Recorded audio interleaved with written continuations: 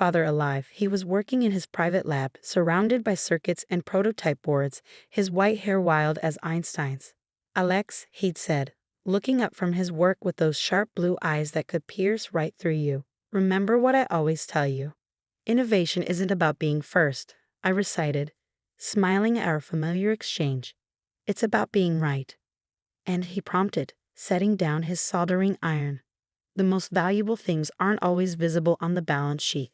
He nodded, satisfied. "Good boy. Now hand me that oscilloscope, would you?" I was 28 then, fresh out of my PhD program in electrical engineering, working as a junior researcher at Quantum Tech, the company my grandfather had built from nothing into a billion-dollar technology empire. Everyone expected me to start at the top, but Grandpa insisted I begin in R&D just like he had 40 years ago. "You need to understand how things work from the ground up," he'd said when I protested. "Your uncle never did, and look how that turned out." Uncle Richard, my father's older brother, was CFO of Quantum Tech, but everyone knew he was just a figurehead. He had the family name but none of the technical brilliance that had made my grandfather successful. Dad might have been better suited for leadership, but he died in a climbing accident when I was 12, leaving me to be raised by my mother and grandfather. I didn't know it then, but that conversation in the lab would be our last. 2 weeks later, Grandpa Arthur Mitchell, founder and CEO of Quantum Tech, was found dead in his office. Heart attack, the doctors said. Natural causes. He was 78. The funeral was exactly as he would have hated it, formal, stuffy, full of corporate types more interested in the future of the company than in mourning its founder. Uncle Richard worked the crowd like a politician, shaking hands and accepting condolences with practiced grace. His wife Amanda hung on his arm, her designer black dress probably worth more than my yearly salary. "Such a tragedy," I overheard her telling someone. "But Richard is ready to step up. The company needs strong leadership now." I stood in the back, uncomfortable in my dark suit, missing the casual conversations Grandpa and I used to have over circuit boards and coffee. My mother squeezed my hand, understanding as always. "He was so proud of you," she whispered. "Never forget that." The will reading was scheduled for the following Monday at the corporate headquarters. I arrived early, passing through the familiar security checkpoints, nodding to researchers I knew from the labs. The company's legal team had arranged everything in the main conference room, all sleek glass and chrome, with views of the city skyline that Grandpa had always said reminded him how far he'd come from his garage startup days. Uncle Richard was already there, naturally, seated at the head of the table where Grandpa used to sit. Amanda perched beside him, tapping away on her phone. A few board members filled other seats, along with key executives and legal representatives. "Ah, Alex," Uncle Richard said as I entered, his smile not reaching his eyes. "Good of you to join us. How are things in the research department? Still playing with your little circuits?" Before I could respond, Harrison Webb, the head of legal, called the meeting to order. "We're here for the reading of Arthur Mitchell's last will and testament," he began formally. Mr. Mitchell was very specific about his wishes. I tried to focus on Harrison's words, but my mind kept drifting to my last conversation with Grandpa. There had been something urgent in his manner that day, something he seemed to want to tell me. But we'd been interrupted by an emergency in one of the production facilities, and he'd never finished whatever he was trying to say. And to my grandson, Alexander James Mitchell. My head snapped up at the sound of my name. Uncle Richard had gone very still. "I leave controlling interest in Quantum Tech, including all voting shares, patents, and associated intellectual property. Additionally, Alex will assume the position of CEO, effective immediately upon the reading of this will." The room erupted in chaos. Uncle Richard's face turned an alarming shade of purple. Amanda's phone clattered to the floor. Board members started whispering furiously among themselves. "This is ridiculous." Uncle Richard slammed his hand on the table. "I'm the CFO. I've been running this company's finances for 20 years, and you're telling me Arthur left everything to this lab rat?" "Richard," Harrison said calmly, "there's more." But Uncle Richard was on his feet now, pacing like a caged animal. "He's not even 30. He has no business experience. He spends all his time tinkering in the basement labs like some overgrown science fair kid. Just like your father did." My mother's quiet voice cut through his tirade. She'd slipped into the room unnoticed during the commotion. Or have you forgotten how quantum tech started? That was different, Richard snapped. The industry was different. We need real leadership now, not some idealistic researcher who thinks he can follow in Arthur's footsteps. Mr. Webb, I said, keeping my voice steady despite the shock still reverberating through my system. You said there was more. Harrison nodded, shuffling his papers. Yes. There's a letter, to be read only in the presence of Alex and the board members.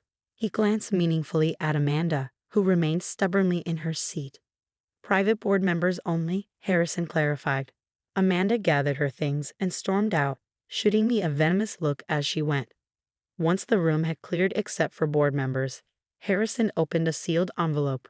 The paper inside was covered in Grandpa's distinctive scrawl, not typed and formal like the will, but handwritten with the urgency I'd sensed in our last conversation. To the board of directors and my grandson Alex. Harrison read. If you're hearing this, then I ran out of time to tell you in person. Quantum tech is on the verge of something revolutionary. The work we've been doing in Lab Zero. Lab Zero? One of the board members interrupted. There is no Lab Zero. Oh, but there is, Harrison continued reading. Hidden beneath the main research facility. Only Alex and I knew about it. Inside, you'll find a future of quantum computing. A breakthrough that will change everything. But there are people who would kill for this technology, including some very close to home. The lab is secured with biometric locks keyed to Mitchell DNA. Alex, you'll know what to do when you see it. Trust no one until you understand everything. And Richard. Harrison paused, looking uncomfortable. What? Uncle Richard demanded. What did he say about me? I know what you've been planning with Global Tech. I have proof. Alex checked the safe in my private lab. The password is your father's birthday. The room fell silent. Global Tech was our biggest competitor, a tech giant that had been trying to acquire quantum tech for years. Any dealings with them would be a massive breach of corporate trust. This is insane, Uncle Richard said, but his voice had lost its anger, replaced by something that sounded almost like fear. Arthur was clearly losing his mind at the end. Hidden labs. Corporate espionage. He was paranoid. Nevertheless, Harrison said, these are his legal wishes. Alex is CEO, effective immediately. And given the serious nature of these allegations, I recommend a full audit of all executive communications and financial transactions. Uncle Richard stormed out of the room, nearly bowling over an assistant in his haste. The board members gathered their things, some offering me congratulations, others looking skeptical. Soon only Harrison, my mother, and I remained. Alex, Harrison said quietly, your grandfather added something else, for your eyes only. He handed me a small envelope. Inside was a single piece of paper with just one line. The quantum key is in the music box. Be careful who you trust. The music box. I knew exactly which one he meant. A handmade wooden box that had sat on his desk for as long as I could remember. It played our favorite backed piece, the one he taught me to play on piano when I was young. I need to get to his private lab, I said, standing. Now. But as I would soon discover, I wasn't the only one with that idea. The security logs would later show that Uncle Richard had accessed the lab just minutes after leaving the conference room. What they wouldn't show was what he took, or what he was planning to do with it. My grandfather's private lab was exactly as I remembered it from our last conversation. Organized chaos of circuit boards, testing equipment, and handwritten notes in his distinctive scrawl. Except for one thing, the music box was missing from his desk. Someone's been here, I said, noting the disturbed dust pattern where the box should have been. Recently. Harrison Webb, who had insisted on accompanying me, pulled out his phone. I'll check the security logs. Yes, Richard accessed the lab 12 minutes after leaving the meeting. My heart raced as I approached the wall safe hidden behind a vintage vacuum tube diagram. One of Grandpa's favorite pieces of scientific history. The combination was indeed my father's birthday, 03 to 1772. Inside, I found a thick folder labeled Global Tech and a tablet computer I'd never seen before. The folder contained emails, financial records, and photographs that made my blood run cold. Uncle Richard had been secretly meeting with Global Tech executives for months, providing them with confidential quantum tech research data. But it was the tablet that held the real bombshell. These are security recordings, Harrison observed as I swiped through the files. From cameras I didn't know existed. The footage showed Uncle Richard in numerous clandestine meetings, not just with global tech executives, but with people I recognized from our own board. He was planning a hostile takeover, one that would have stripped Grandpa of control over his own company. That's why he changed the will, I murmured. Grandpa found out about the conspiracy. But where was the music box? And what was this quantum key Grandpa had mentioned? A commotion outside the lab drew our attention. Through the glass walls, I could see security guards rushing toward the research wing. My phone buzzed with an alert. Unauthorized access attempted in Sublevel B. Sublevel B doesn't exist, Harrison said, frowning at his phone. I smiled grimly. Yes, it does. Lab 0. The hidden lab's entrance was exactly where I'd expected, behind a seemingly solid wall in the basement level. Accessible only through a biometric scanner disguised as a circuit breaker panel. As Harrison and I descended the stark white staircase, accompanied by 2 security guards, I could hear voices echoing from below. It has to be here somewhere.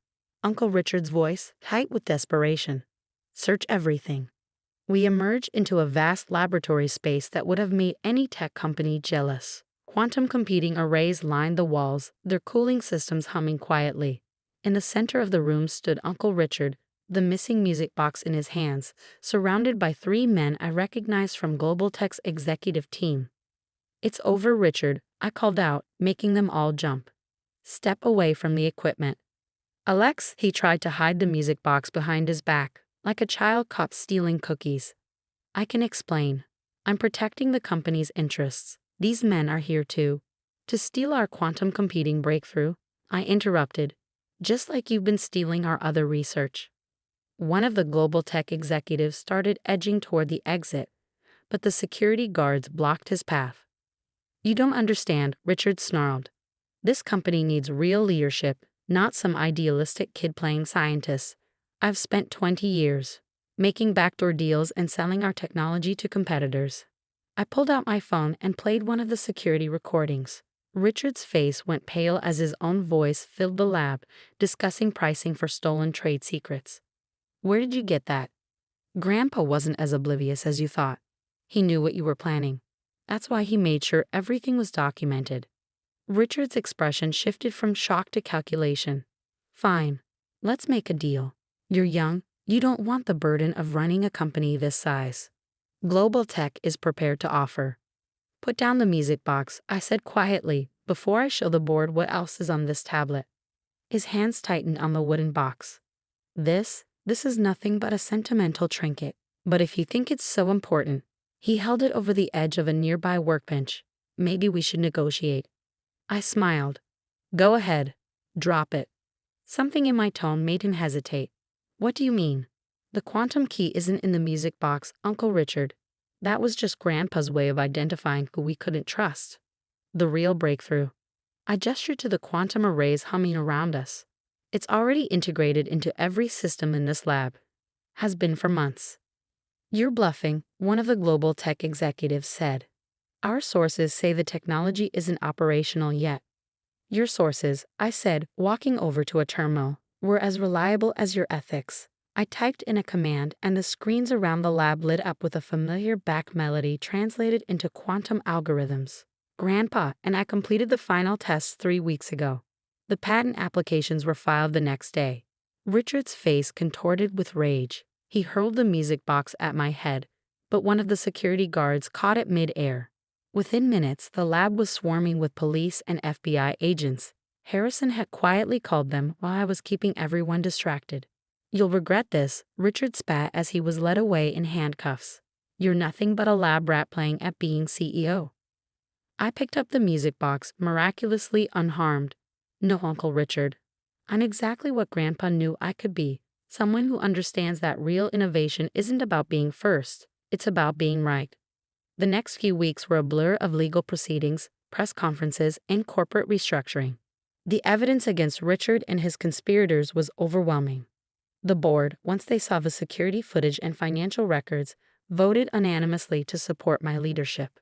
Quantum Tech stock actually rose when the news broke, The market apparently appreciated a CEO who could protect corporate secrets and innovate at the same time. The quantum computing breakthrough, when we officially announced it, exceeded even our most optimistic projections. 1 month after the confrontation in Lab Zero, I sat in what was now my office, the music box restored to its place on the desk. My mother had just left after helping me hang a new piece of art. The vintage vacuum tube diagram that had hidden Grandpa's safe, now framed and mounted where I could see it every day. A knock at the door interrupted my thoughts. It was Dr. Chen, one of our senior researchers, practically bouncing with excitement. "Alex, the quantum network test results, they're even better than we predicted. Your grandfather's theories about quantum entanglement were spot on." I smiled, remembering all those late nights in the lab with Grandpa, discussing theories that seemed impossible then.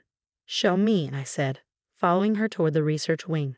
As we walked, we passed the wall of CEO portraits. Grandpa's photo was there now, right next to where mine would eventually hang. His eyes seemed to twinkle with that familiar mix of mischief and brilliance. "Innovation isn't about being first," I whispered. "It's about being right." And somewhere I was sure Grandpa was smiling. In the months that followed, quantum tech flourished under the new direction. We expanded the research division, established a foundation to support young scientists, and created a mentorship program that would have made Grandpa proud. Uncle Richard and his co-conspirators face federal charges for corporate espionage and fraud. The music box still sits on my desk, playing Batch whenever I need inspiration. Inside, where Richard never thought to look, is an old photograph of Grandpa and me in his original garage lab. Both of us covered in solder burns and grinning like mad scientists. On the back, in his handwriting, is the real key to everything. The most valuable things aren't always visible on the balance sheet: love, trust, and the courage to do what's right. Never forget where we came from, and never stop looking toward where we're going. Love, Grandpa. Sometimes, late at night when I'm working in Lab Zero, I swear I can feel his presence in the hum of the quantum arrays, in the elegant dance of electrons and algorithms, in the endless possibility of discovery.